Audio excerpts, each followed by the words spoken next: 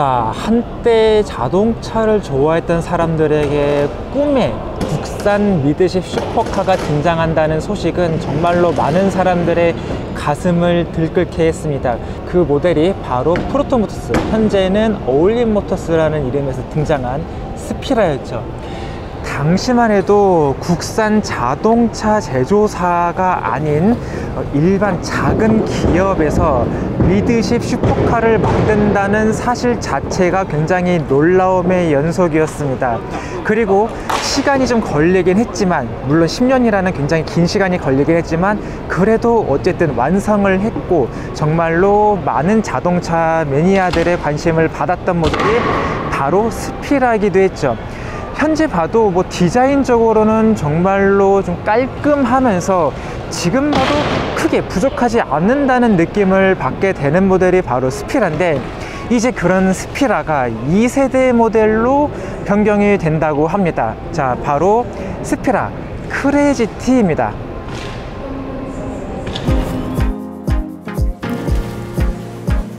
자, 세계 최초로 공개되는 스피라 크레이지T. 자, 전면부의 디자인은 이렇게 생겼습니다. 기존의 스피라가 전면부에서 헤드램프가 차지하는 면적이 좀 상당히 컸다면, 이번에는 좀 적당한 비율로 좀 예쁘게 잘 나온 것 같아요. 좀 각진 형태를 갖고 있는데 좀 LED를 써서 그래도 좀 최신 모델의 느낌을 어느 정도는 살려내고 있습니다. 자, 이쪽 부분에서 보면은 이 차는 완전한 양산차가 아니라는 것을 조금 더 확인할 수 있을 것 같습니다. 이 공기 흡입구 안쪽으로 보면 이 차체 하부에 아무것도 없다는 것을 좀 확인할 수가 있죠. 바닥 부분이 그대로 노출되고 이 빛까지 들어오는 것으로 봐서는 이 앞쪽에는 아직은 뭔가 아직 개발이 덜 됐거나 완성이 덜 됐다는 것을 확인할 수 있습니다. 그래도 프런트 윙의 형상을 비롯해서 그 사이드 인테이크 부분도 어느 정도 멋스럽게 만들었다는 점은 괜찮게 보여지네요. 최신 슈퍼카에서 볼 수 있는 프런트 윙 형태도 별도로 적용이 되는 것을 확인할 수 있습니다. 조금 더 공기역학적인 성능을 발휘하도록 개발이 됐다는 것을 예상할 수가 있겠죠. 측면부를 바라보면 디지털 사이드 미러를 확인할 수가 있습니다. 공기역학적인 성능을 위해서 조금 날카롭게 디자인된 부분을 볼 수가 있고요. 도어 패널이 좀 접합부 단차가 좀 많이 커 보입니다. 아무래도 이 수제 자동차라는 한계의 특성상 이 부분은 좀 어쩔 수 없을 것 같은데, 소비자에게 납품되는 모델은 이것보다 조금 더 좋은 퀄리티를 보여줬으면 좋겠네요. 측면부를 바라보면 이렇게 생겼습니다. 전면은 상당히 낮고 날카롭게 만든 것이 특징이고, 이 윈드실드를 비롯해서 뒷부분까지 이어지는 라인도 그래도 좀 곡선을 잘 만든 모습입니다. 전체적으로 차량이 낮고 전진감을 느끼도록 디자인된 것이 특징인데, 측면의 사이드 에어포트부터 시작해서 이 뒤로 갈수록 상승하는 라인도 그렇고, 하단에 별도의 사이드 에어포트도 만든 것도 조금 멋스럽게 만들었다는 점이 특징으로 볼 수 있겠네요. 다만 좀 전체적으로 카본 패널 성형을 조금 더 쉽게 만들기 위해서인지 여러 가지로 좀 각진 형태가 많이 눈에 띕니다. 아무래도 카본 성형을 조금 더 쉽게 만들기 위해서는 이런 식의 접근 방법이 멋스러움도 챙기면서 제작도 쉬울 수 있을 거거든요. 휠과 타이어 조합은 이렇습니다. 휠 디자인이 좀 어디서 많이 본 것 같지만 뭐 지금 정확한 스펙은 알 수 없기 때문에 뭐 디자인은 이렇다 정도로 봐주시면 될 것 같고요. 미쉐린의 파일럿 스포츠 4S 타이어가 적용이 됐네요. 그래도 좀 성능 지향적인 모델이라는 것을 확인할 수 있을 것 같습니다. 그래도 브레이크 시스템은 AP 레이싱을 사용한 것 같네요. 전륜과 후륜 모두 휠은 20인치 사이즈가 적용이 됐습니다. 전륜에는 235mm의 타이어가, 그리고 후륜에는 현재 275mm의 타이어가 적용이 된 것으로 확인이 되는데, 브레이크 성능과 더불어서 실질적인 주행 성능이 어느 정도일지도 궁금해집니다. 후면부는 이렇게 생겼습니다.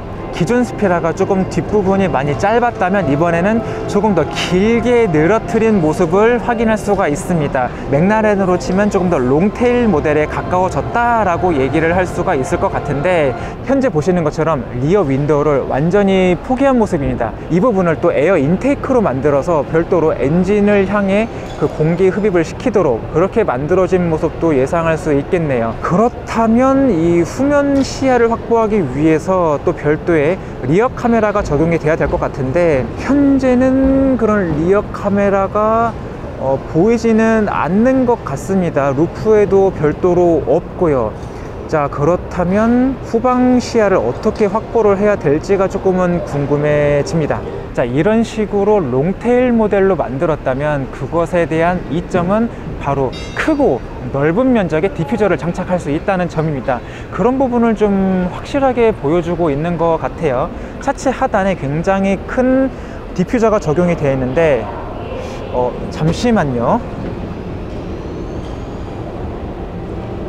디퓨저가 보통 이런 미드십 슈퍼카라면 리어 엑셀부터 시작을 해서 이 범퍼 끝까지 나오도록 디퓨저가 별도로 개발이 돼야 하는데, 그냥 범퍼 밑에다가만 달아놨습니다. 고객에 인도되는 모델은 어떻게 완성이 될지는 모르겠지만, 만약에 이 방식 그대로 양산이 된다면 디퓨저를 바탕으로 한 그 공기압박 성능은 좀 많이 제한적일 것 같다는 생각이 듭니다. 이런 여러 가지 부분을 봤을 때 차량이 완전히 완성된 것 같지는 않다는 생각이 좀 많이 들긴 하네요. 윙의 사이즈는 상당히 큰 편입니다. 그래도 국내 인증을 받기 위해서 완전히 차체 폭을 넘어서는 수준까지는 아닌데, 이 리어 윙이 또 어느 정도 공력 성능을 발휘할지도 궁금해지네요. 자, 현재 보시는 이러한 단차 부분들은 아무래도 이제 수지작차의 한계라고 볼 수밖에 없을 것 같습니다. 이 리어 패널을 어떻게 열고 닫을지는 아직 모르겠지만, 이런 부분에 대한 완성도, 특히 이렇게 후면 패널은 좀 공기가 많이 유입이 돼서 패널이 좀 들뜨는 그런 문제가 생길 수 있기 때문에 이런 부분의 완성도는 조금 더 끌어올릴 필요는 있겠네요. 실내 디자인을 완전히 공개해 놓지 않았기 때문에 현재 유리창 너머로 간단하게 좀 살펴봐야 할 것 같습니다. 현재 이 디스플레이가 보이고 있는 부분은 사이드 미러 부분으로 좀 예상을 할 수가 있고요. 그래서 센터 패시아까지는 완성이 된 모습입니다. 현재 어울림모터스의 공식 SNS에 따르면 어떤 계기판이라든지 이런 부분까지 어느 정도는 좀 완성이 된 모습을 보여주고 있는데, 실제 지금 인테리어가 완성이 됐는지는 좀 확인할 방법은 없을 것 같습니다. 참고로 계기판 같은 경우는 그 레이싱카에서 많이 쓰이고 있는 그 모텍의 데이터 로고를 바탕으로 좀 컨버전 시킨 것이 아닌가라는 생각이 좀 들기도 하더라고요. 다양한 부분을 밀어봤을 때 이번 모델은 아무래도 좀 쇼카 성향이 강한 것 같습니다. 조금 더 완성차가 돼서 실제로 도로 주행할 수 있을 때까지는 조금 더 시간이 필요할 것으로 예상이 되네요. 자, 탑재되는 파워트레인에 대한 간략한 정보는 공개가 됐습니다. 4기통 2.5리터 터보 엔진을 바탕으로 출력을 업그레이드해서 500마력 이상의 출력을 발휘하는 것으로 알려져 있는데, 첫 번째 고객에게는 400마력으로 조금 디튠이 상태에서 이제 인도가 될 예정이라고 하네요. 여기에 변속기는 8단 자동 변속기가 쓰일 예정이라고 합니다. 이 고성능 미드십 스포츠카로 개발이 된 만큼 어느 정도 주행 완성도를 갖게 될지가 상당히 중요해질 것 같습니다. 여기에 기존 스피라 같은 경우는 기본적인 안전장치도 없었는데, 이번 크레지티 SC24 모델에서는 어느 정도의 다양한 안전 성능을 갖췄는지도 조금은 중요해질 것 같습니다.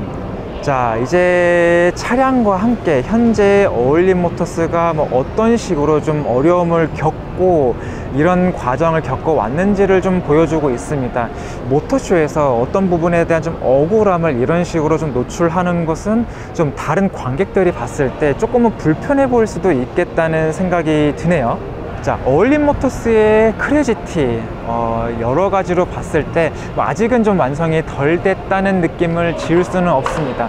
하지만 현재는 쇼카이고 컨셉트카 형태로 출품이 된 것일 수 있기 때문에 지금 현 상황에서 완성도를 논하는 것은 좀 많이 이를 것 같고요. 실제로 완성이 돼서 도로를 주행했을 때, 그때 저희가 조금 더 자세한 정보를 전달을 해드릴 수 있도록 하겠습니다. 아직 좀 부족한 부분이 많은 것도 사실입니다. 회사가 어렵기도 하고 다른 완성차 브랜드에 대비해서 좀 기술적으로 그리고 규모적으로도 상당히 미흡하기 때문에 굉장한 슈퍼카를 기대하기는 상당히 어려운 것도 사실입니다. 하지만 모든 자동차 회사는 첫걸음을 떼는 것이 상당히 어려웠습니다. 그럼에도 불구하고 현재 어울림모터스는 어찌됐건 자동차를 만들고자 하는 그런 노력을 정말 열심히 하고 있고, 그래도 콘셉트카 형태의 모델이라도 출품할 수 있도록 이런 노력을 기울이고 있다는 점은 그래도 좀 박수를 받아야 할 만한 요소가 아닌가 하는 생각도 드네요. 물론 신차가 나와야 되고 고객들에게 인도가 돼야 됩니다. 미국이나 중국에서 앞으로 몇 년 이내에 몇 가지 신차를 내놓겠다, 이렇게 비전만 발표하고 약속을 지키지 못해서 도태된 그런 제조사들이 상당히 많은데, 어울림모터스는 그런 사례로 남지 않았으면 하는 바람도 있고요. 확실히 한국에서 이런 수제 슈퍼카를 만들겠다는 의지는 다시 한번 좀 칭찬받아야 할 만한 요소가 아닌가 생각이 됩니다. 참 여러 가지 생각이 드는 모델인 것 같습니다. 그럼에도 불구하고 좀 이 차가 좀 잘 돼서 우리나라에 이런 미드십 슈퍼카가 있다, 이런 부분을 좀 더 자랑스럽게 느껴질 날을 기대하면서 오늘의 리뷰는 여기서 마치겠습니다. 지금까지 부산모터쇼에서 김선웅이었고, 여러분들은 모터그리프와 함께하고 계십니다.